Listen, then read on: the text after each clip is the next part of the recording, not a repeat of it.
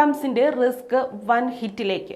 Isn't it fun thinking I'm right when I'm probably wrong, holding my breath like I miss someone. American ഗായികയും ഗാനരചയിതാവുമായ Gracie അബ്രാംസിന്റെ risk എന്ന ഗാനം പുറത്തിറങ്ങി ദിവസങ്ങൾ പിന്നിടുമ്പോൾ വൻ പ്രേക്ഷക പിന്തുണയും വരവേൽപ്പുമാണ് മൾട്ടിമീഡിയ പ്ലാറ്റ്ഫോമുകളിൽ ലഭിക്കുന്നത്. EP മൈനറിലെ രണ്ടാമത്തെ സിംഗിളായി ആണ് ഗാനം പുറത്തുവിട്ടിരിക്കുന്നത്. ഒരു മോശം സെപ്പറേഷനിലെ ഒരു മൂഡ് ഫോളോ ചെയ്ത് പുറത്തിറക്കിയ ബാലഡിന് 3 മിനിറ്റ് 22 സെക്കൻഡ് ദൈർഘ്യമാണുള്ളത്. പഴയ ബന്ധത്തിന്റെ പശ്ചാത്തലവും ഒടുക്കം വീണ്ടെടുക്കാനാവാത്ത വിധം പ്രലോഭനങ്ങൾ ഉൾപ്പെടെയുള്ള വികാരങ്ങളാണ് ഗാന ചിത്രീകരണത്തിലുള്ളത്. ഗ്ലോബൽ പകർച്ചവ്യാധിക്കിടയിൽ തന്റെ ഗാനം പുറത്തുവിട്ടതിനെക്കുറിച്ചുള്ള ആശങ്കയും ഗ്രേസി ഇൻസ്റ്റഗ്രാമിൽ കുറിച്ചത് വൈറലായിരുന്നു.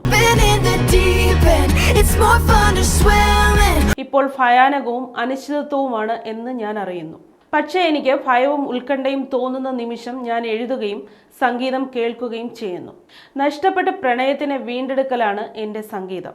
അത് നിങ്ങൾക്ക് പ്രത്യാശ തരട്ടെ. ഇതായിരുന്നു ഇൻസ്റ്റഗ്രാമിൽ ഗ്രേസി കുറിച്ചത്. പ്രണയത്തിനായി കൈനീട്ടാനുള്ള ആഗ്രഹം, വേദനയുടെ ഭയവും തമ്മിലുള്ള ആന്തരിക സംഘടനമാണ് ഗാനത്തിൽ.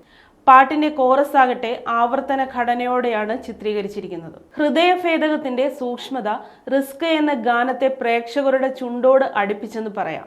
മൊത്തത്തിൽ മൾട്ടിമീഡിയ മ്യൂസിക് പ്ലാറ്റ്ഫോമുകളിൽ ഒരു വൈറൽ ഫീവർ തന്നെയാണ് ഈ ഗാനം.